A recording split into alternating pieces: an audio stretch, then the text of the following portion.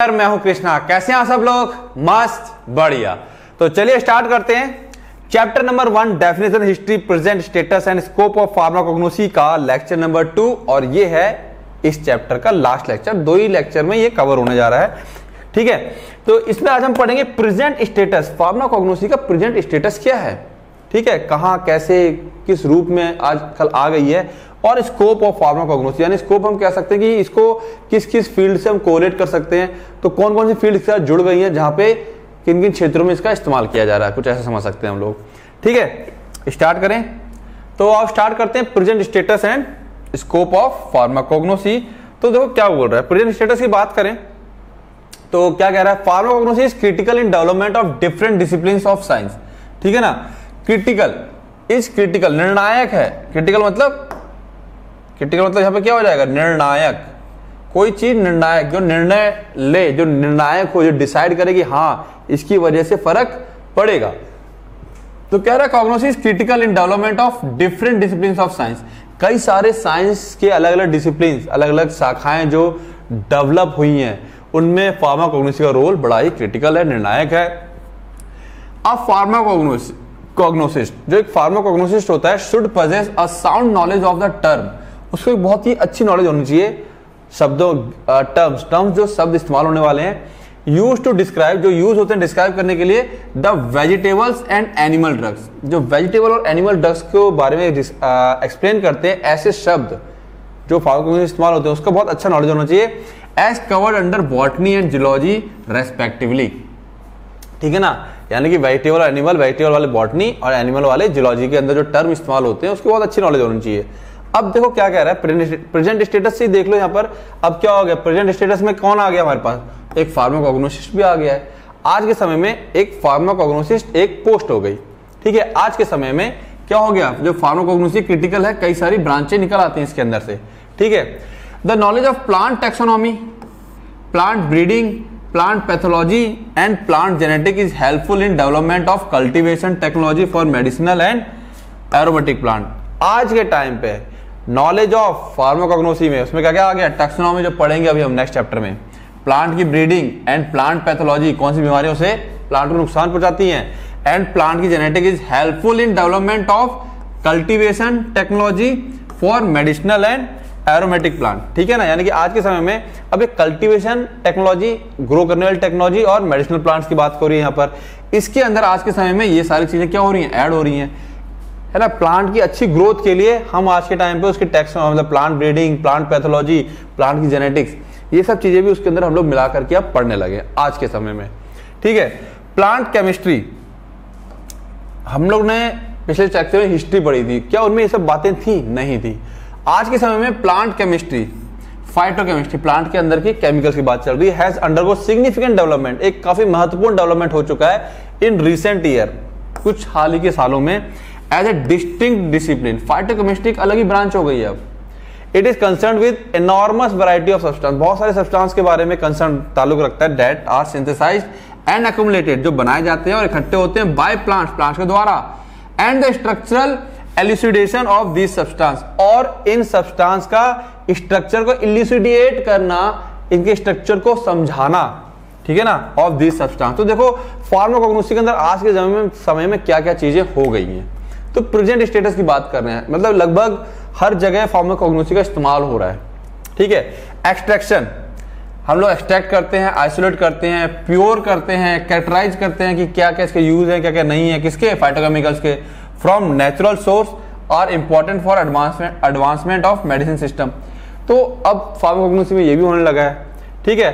तो knowledge of कीमोटैक्सोनॉमी, chemical की भी टैक्सोनॉमी, कैटेगराइज करते हैं कौन सा केमिकल, क्या नाम है उसका और किस कैटेगरी में आ रहा है। Biogenetic pathway for formation of medicinally active primary and secondary metabolite. Metabolites क्या होते हैं, जो प्लांट्स के अंदर केमिकल्स पाए जाते हैं। एक प्राइमरी होते हैं जिनकी वजह से जिंदा रहता है, एक सेकेंडरी होते हैं जो एक तरह के उनके वेस्ट होते हैं, ठीक है। Plant tissue culture and other related field is essential for complete understanding of pharmacognosy. तो फार्माकोग्नोसी में आजकल क्या है, ये सब चीजें भी आ गई हैं, कीमोटैक्सोनॉमी, बायोजेनेटिक पाथवे, ये सब चीजें फार्माकोग्नोसी में अंदर डाल दी गई है ताकि हम इसको और अच्छे से स्टडी कर सकें। One should have the basic knowledge of biochemistry and chemical engineering, biochemistry की नॉलेज होनी चाहिए, अपने कोर्स में भी है, ठीक है, था पहले, मतलब आज के टाइम में तो बायोकेमिस्ट्री ऑफ टर्म उससे हटा दिया गया है। इज इसेंशियल फॉर डेवलपमेंट और collection processing and storage technology of crude drug. मतलब सीधी बात है, प्रेजेंट स्टेटस की बात कर रहा है वो, ठीक है। कुछ और बातें भी, अब जरूरी नहीं कि मैंने क्या कहा लकी के फकीर बन जाओ कि यही नहीं यही लिखना है, कुछ और बातें अपनी तरफ से ऐड कर सकते हो, कुछ और चीजें जहां पे हम लोग देख रहे हैं कि हाँ पास्ट के टाइम से और आज के टाइम में क्या चेंजेस आ रहे हैं फार्माकोग्नोसी में, हमारे पढ़ने से लेके उसको डील करने से लेके हर एक चीज में, ठीक है।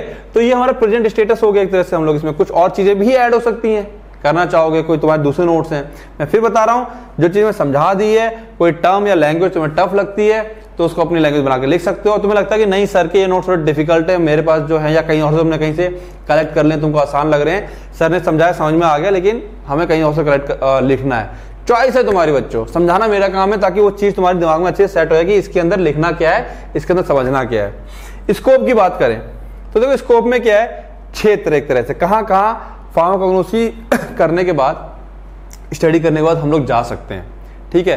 तो आओ देखें, pharmacognosy important branch of pharmacy, pharmacy की एक इंपॉर्टेंट ब्रांच है, ओके, विच इज प्लेइंग की रोल, जो कि एक बहुत ही महत्वपूर्ण रोल प्ले करती है न्यू ड्रग डिस्कवरी। यानी कि अगर तुम लोग ड्रग को खोजना चाहते हो तो वहां पे फार्माकोग्नोसी का स्कोप है, पढ़िए फार्माकोग्नोसी को, उससे हेल्प मिलेगी नए ड्रग्स को खोजने में, ठीक है। And development by using natural product, ठीक है। अब चाहो तो ये लाइन को यहां खत्म कर सकते हो गया एक पॉइंट हमारा।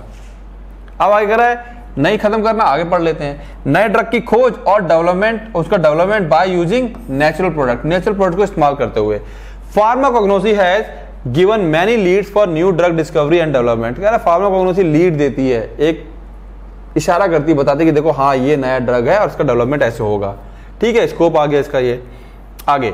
It is an important link between the modern medicine system, allopathy and traditional system of medicine. Obviously बात है, फार्माकोग्नोसी से हमें पता चलता है कि किस प्लांट के अंदर कौन सा केमिकल है, और मॉडर्न मेडिसिन में हम लोग केमिकल का इस्तेमाल कर रहे हैं, तो इन दोनों के बीच में आपस में लिंक को इस्टेब्लिश करता है, तो कहीं ना कहीं स्कोप है ये। इट इज पार्ट, इसको मतलब समझ रहे हो ना, यानी कि लिंक करने का एक तरह का काम हो गया, किसी को काम मिल सकता है भाई लिंकिंग सेट करो, तो जो बड़े बड़े आप जब जाएंगे जॉब के लिए तो फार्माकोग्नोसी करने के बाद फार्माकोग्नोसिस्ट की बहुत सारी जॉब होती है ये, तो कहीं ना कहीं सारा स्कोप की बात हो रही है, कहाँ किन किन क्षेत्र में इसका इस्तेमाल हो रहा है।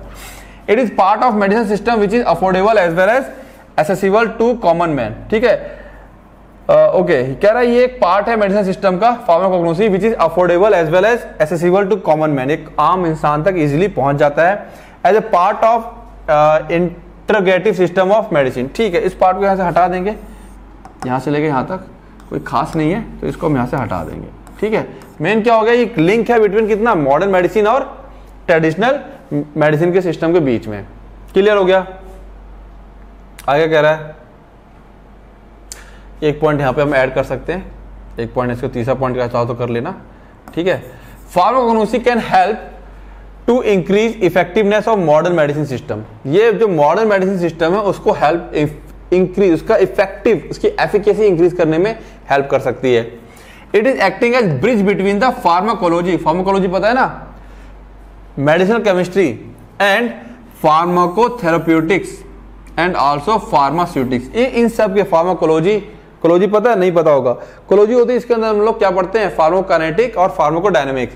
ड्रग्स हमारे ऊपर क्या करती है, हमारी बॉडी ड्रग के ऊपर क्या असर करता है ना, हमने कोई ड्रग खाया तो उस ड्रग्स ने हमारी बॉडी पे क्या असर किया, फिर हमारी बॉडी ने उस ड्रग को तोड़कर हमारी बॉडी से बाहर निकाल दिया, हमारी बॉडी ने उसके ऊपर क्या असर किया, तो ये आती है फार्माकोलॉजी के अंदर। मेडिसिनल केमिस्ट्री, ठीक है, इन सबको क्या करती है, जोड़ती है ये, तो कहीं ना कहीं बड़ा इंपॉर्टेंट रोल है इसका। It is also bridge pharmaceutics with other pharmacy subject. ये फार्मास्यूटिक्स को, फार्मास्यूटिक्स पता है ना क्या कर रहे हैं हम लोग, फार्मास्यूटिक्स को पढ़ रहे हो ठीक है, ये फार्मास्यूटिक्स को और अदर फार्मेसी सब्जेक्ट को क्या करती है, लिंकअप करती है। More than 60% of world population is still using natural product. आज भी लगभग 60% ज्यादा जो दुनिया के लोग हैं वो नेचुरल प्रोडक्ट का इस्तेमाल कर रहे हैं for their primary health care need, अपनी जो प्राइमरी जरूरतें हैं।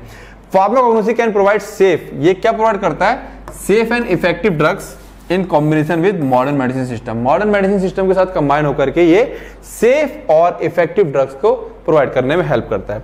Pharmacognosy include knowledge about safe use of herbal drug. अब मान लो तुम्हें कोई चीज खानी है मेडिसिनल जो हर्बल है, तो उसकी नॉलेज कहां से आएगी, फार्माकोग्नोसी से आएगी कि वो टॉक्सिक तो नहीं है, उसका कोई साइड इफेक्ट तो नहीं है, कोई इंटरेक्शन तो नहीं करेगा हमारी बॉडी में जाके, thereby increasing the effectiveness of modern medicine. इस तरीके से जो हमारा मॉडर्न मेडिसिन सिस्टम है उसकी एफिकेसी बढ़ा देता है। हमको सब पता है कि ये ड्रग खाने से ऐसा नहीं होगा, ऐसा नहीं होगा, कहाँ से पता चल रहा है? फार्माकोग्नोसी।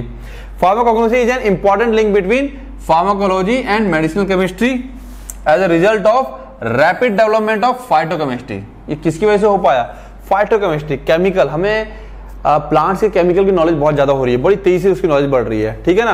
और फार्माकोलॉजिकल टेस्टिंग, हम उसकी फार्माकोलॉजिकल टेस्टिंग भी कर लेते हैं। टेस्टिंग होती है, कोई ड्रग जब बनता है तो उसकी टेस्ट करते हैं हम लोग पहले ऑर्गेनिजम्स के ऊपर, चूहा है या खरगोश है, ठीक है ना, तो उसकी टेस्टिंग कर लेते हैं। इससे क्या होता है, बहुत फार्माकोलॉजी और मेडिसिन केमिस्ट्री इनका आपस में लिंकिंग कि अच्छा ये असर हो रहा है, ये मेडिसिन खाएंगे तो ये असर होगा, ये बड़ा इफेक्ट बड़ी तेजी से हमको लिंक करने को मिल जाता है, ठीक है। मेथड इन रिसेंट ईयर, हाल के दिनों में, new plant drugs are finding their ways into medicine. जो नए नए ड्रग्स मिलते हैं बड़ी जल्दी ही अपना रास्ता ढूंढ लेते हैं। रास्ता ढूंढने मतलब बड़ी जल्दी हम उसको मार्केट में ले आते हैं कि अच्छा ये ड्रग है। क्यों? क्योंकि हम उसकी फाइटोकेमिस्ट्री जान गए हैं, केमिकल क्या है उसके अंदर, ठीक है।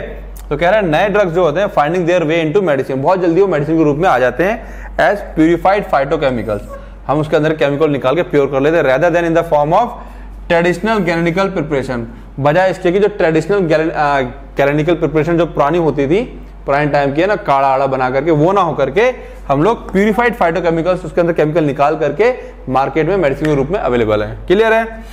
आगे बोल रहा है pharmacognosy is the base for development of novel medicine. Novel मतलब होता है बहुत अच्छी, मतलब मेडिसिन जो हमारे ह्यूमन वेलफेयर के लिए अच्छे हैं। Most of the compound obtain from natural product serve as prototype और base for development of new drug which are more active and less toxic. कह रहा है जो ड्रग हमको नेचुरल मिलते हैं ना, वो बेस होते हैं किसका? डेवलपमेंट ऑफ न्यू ड्रग का। नए ड्रग्स का बेस है विच आर मोर एक्टिव, जो ज्यादा एक्टिव होते हैं और लेस टॉक्सिक होते हैं। यानी कोई केमिकल मिला किसी प्लांट के अंदर से, अब उसके साथ उसके अंदर कई और भी केमिकल होते हैं जो हमको नुकसान पहुंचा सकते हैं, हम उसके अंदर से उस प्योर केमिकल को बाहर निकाल लेंगे, ठीक है। एक नया ड्रग तैयार करेंगे जो ज्यादा एक्टिव होगा और उसकी टॉक्सिसिटी लेस हो जाएगी। क्लियर है? नेक्स्ट देखें, बाय मीन्स ऑफ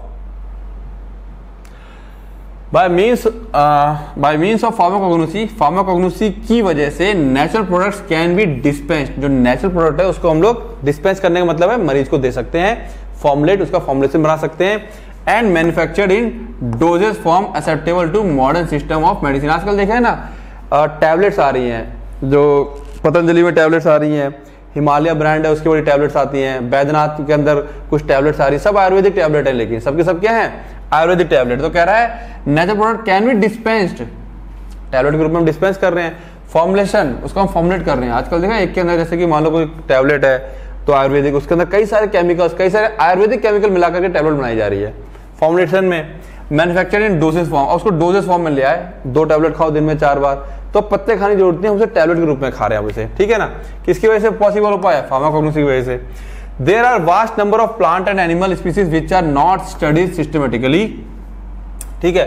कई सारे प्लांट्स और एनिमल है जिसको हम लोग सिस्टमेटिकली स्टडीड नहीं कर पाते हैं, ठीक है। ओके, ये लाइन मेरे ख्याल से कुछ गड़बड़ हो गई है,